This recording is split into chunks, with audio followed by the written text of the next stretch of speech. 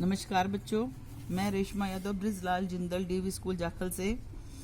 हम आज 12वीं कक्षा की पुस्तक आरोह भाग 2 के गद्य खंड के पाठ चार्ली चैपलिन यानी हम सब पाठ को ले रहे हैं, जिसके लेखक हैं विष्णु खरे।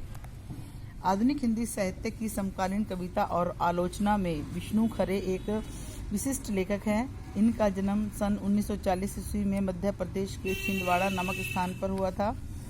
प्रतिभा के आधार पर ही इन्हें रघुवीर सहाय सम्मान से पुरस्कृत किया गया। इसके अतिरिक्त इन्हें दिल्ली के हिंदी अकादमी पुरस्कार, शिखर सम्मान, मैथिली शरण गुप्त सम्मान, फिनलैंड के राष्ट्रीय सम्मान knight of the order of the white rose से सुशोभित किया जा चुका है। यह महान साहित्यकार अपनी कुशलता के बल पर निरंतर हिंदी साहित्य रूपी वृक्ष को अभिसिंचित कर रहा है। बच्चों, ये पाठ चार्ली चैपलिन पे है। इसका सार हम करेंगे। लेखक की दृष्टि में करुणा और हास्य के तत्वों का मेल चार्ली की सर्वोत्तम विशेषता रही है। चार्ली चैपलिन दुनिया के महान हास्य कलाकार थे। 75 वर्षों में उनकी कला दुनिया के सामने है। उनकी कला दुनिया की 5 पीढ़ियों को मंत्रमुग्ध कर चुकी है। आज चार्ली समय, भूगोल और संस्कृतियों से खिलवाड़ करता हुआ भारत को भी अपनी कला पर हंसाता है। पश्चिम देशों के साथ साथ विकसित देशों में भी चार्ली की प्रसिद्धि दिन प्रतिदिन बढ़ रही है। चार्ली की फिल्में बुद्धि की अपेक्षा भावनाओं पर टिकी हुई हैं। चार्ली की फिल्मों का एक विशेष गुण यह है कि उसकी फिल्मों को पागल खाने के मरीज, विकल मस्तिष्क लोग तथा आइंस्टाइन जैसे महान प्रतिभा वाले लोग एक साथ रसानंद के साथ देख सकते हैं। चार्ली ने फिल्म कला को लोकतांत्रिक बनाया, साथ ही दर्शकों की वर्ण व्यवस्था तथा वर्ण को भी तोड़ा। चार्ली एक प्रत्येकता तथा दूसरे दर्जे की स्टेज अभिनेत्री के बेटे थे, जिसे गरीबी, समाज तथा माँ के पागलपन से संघर्ष करना पड़ा। अपनी नानी की तरफ से वे खाना बदोश से जुड़े हुए थे, जबकि पिता की ओर से वे यहूदी थे। चार्ली की कलाकारी को चाहने वाले लोग उन्हें समय और भूगोल से काट कर देखते हैं, इसलिए उनकी महानता जूं की तू बनी हुई है। चार्ली ने अपने जीवन में बुद्धि की अपेक्षा भावना को बेहतर माना। यह बचपन की घटनाओं का प्रभाव है। एक बार जब वे बीमार हुए थे, तब उनकी मां ने उन्हें बाइबल से ईसा मसीह का जीवन पढ़कर सुनाया था। ईसा के सूली पर चढ़ जाने के प्रकरण तक आते आते माँ और बेटा यानी चार्ली दोनों रोने लगे। यही भावनात्मक प्रभाव उनके जीवन पर सदा बना रहा। भारतीय कला और सौंदर्य शास्त्र में अनेक रस हैं, लेकिन करुण रस के साथ हास्य रस नहीं है। दूसरी घटना यह थी कि जो चार्ली थे, उनका जो घर था वो कसाई खाने से दूर नहीं था। वह रोज सैकड़ों जानवरों को वहां से ले जाता हुआ देखा करते थे। एक बार एक भेड़ किसी तरह जान छुड़ाकर भाग निकली। उसे पकड़ने वाला कई बार फिसला, गिरा, पूरी सड़क पर ठाके लगने लगे। आखिरकार उस गरीब जानवर को पकड़ लिया गया और कसाई के पास ले जाने लगे। चार्ली भेड़ के संभावित भविष्य को देखकर रोने लगा। वह माँ के पास दौड़ा, उसे मार डालेंगे, उसे मार डालेंगे। चार्ली ने ये सब बातें अपनी आत्मकथा में लिखी हैं। इस घटना ने उनकी भावी फिल्मों की भूमिका तय कर दी। त्रासदी और हास्योत्पादक तत्वों का मेल, जो कि भारतीय परंपराओं में नहीं मिलता। रामायण और महाभारत में जो हास्य हैं वह दूसरों पर हैं। संस्कृत नाटकों में जो विदूषक है वह राज व्यक्तियों से कुछ ऐसी बदतमीजियां अवश्य करता है, किंतु करुण और हास्य रस में सामंजस्य उसमें नहीं है। अपने ऊपर हंसने और दूसरे से भी वैसा ही मादा पैदा करने की शक्ति भारतीय विदूषक में कम नजर आती है। भारत में चैपलिन को भारत के व्यापक स्तर पर स्वीकार किया गया है। यहाँ तक कि गांधी और नेहरू जी भी चार्ली का सानिध्य चाहते थे। चार्ली की इतनी बड़ी स्वीकृति को देखकर राज कपूर ने भारतीय फिल्मों में एक साहसिक प्रयोग किया था। आवारा सिर्फ दी ट्रैम्प का अनुवाद मात्र नहीं थी, बल्कि चार्ली का भारतीयकरण ही था। राज कपूर ने चार्ली की नकल करने के आरोपों की कभी परवाह नहीं की। राज कपूर की फिल्में आवारा और श्री 420 में पहले नायकों पर हंसने की और स्वयं नायकों के अपने ऊपर हंसाने की परंपरा नहीं थी। चार्ली की अधिकांश फिल्में भाषा का इस्तेमाल नहीं करती, इसलिए उन्हें ज़्यादा मानवीय होना पड़ा। अनेक कॉमेडियन हुए, लेकिन कोई भी चार्ली तक नहीं पहुंच पाया। चार्ली का चिर युवा होना या बच्चों जैसा दिखना उनकी एक विशेषता है। वह किसी भी संस्कृति से विदेशी नहीं लगते। एक होली के त्यौहार को छोड़कर भारतीय परंपरा में व्यक्ति की अपने पर हंसने, स्वयं को जानबूझकर हास्यास्पद बना डालने की परंपरा नहीं है। चार्ली का भारत में महत्व यह है कि वह अंग्रेजों जैसे व्यक्ति पर हंसने का अवसर देता है।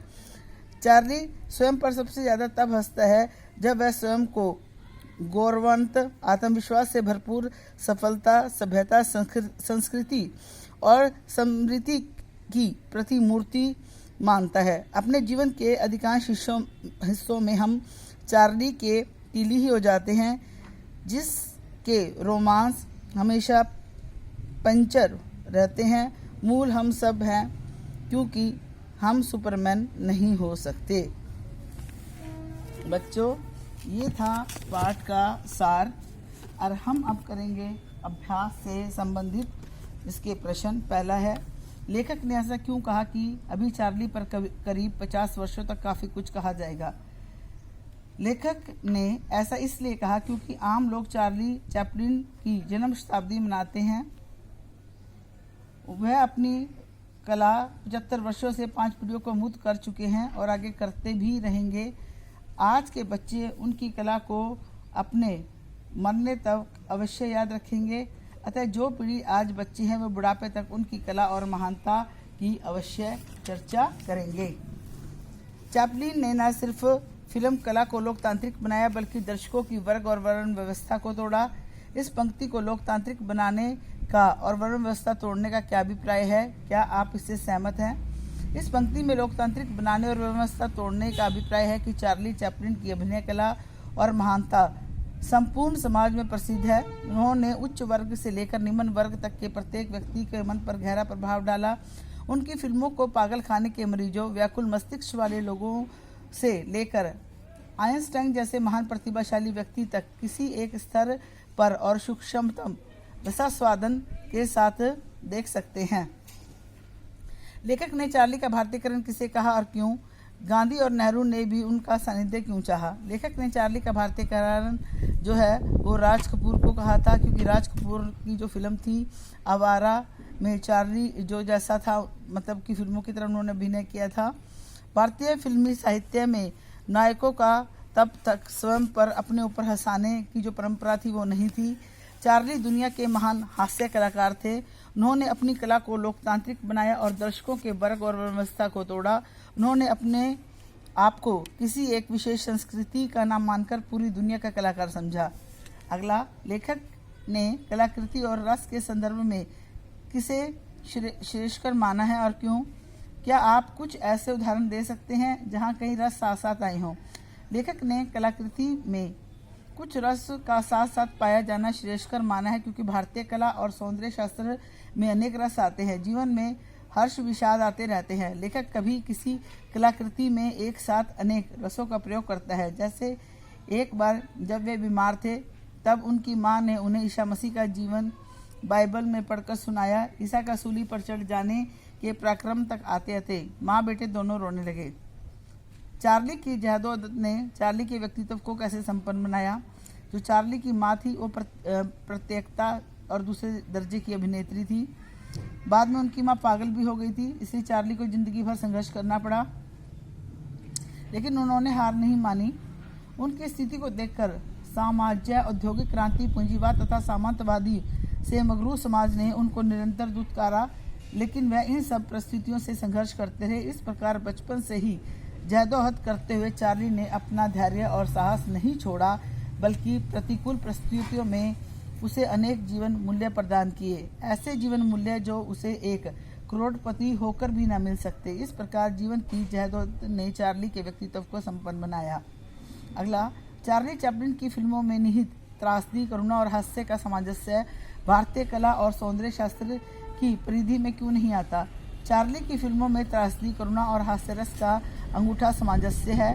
वे एक ऐसे महान कलाकार थे जो अपनी प्रतिभा से त्रासदी और करुणा में भी को भी हास्य में बदलने की शक्ति रखते थे। लेकिन त्रासदी, करुणा और हास्य का ऐसा मेल भारतीय कला और सौंदर्य शास्त्र की परिधि में नहीं आता, क्योंकि भारतीय परंपरा में ऐसे रस सिद्धांत नहीं है जो करुणा को हास्य रस में बदल सके। चार्ली स्वयं पर सबसे ज्यादा कब हंसता है?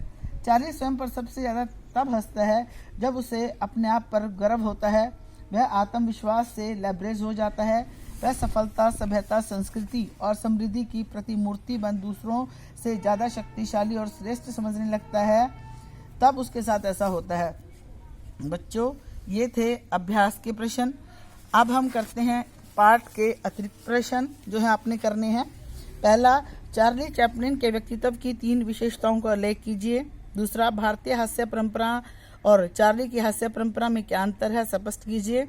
तीसरा, चार्ली को धूमंतु और बाहरी चरित्र जो था किसने बना दिया था। चौथा, बचपन में जिन घटनाओं ने चार्ली के जीवन पर अधिक असर डाला उनका चित्रण कीजिए।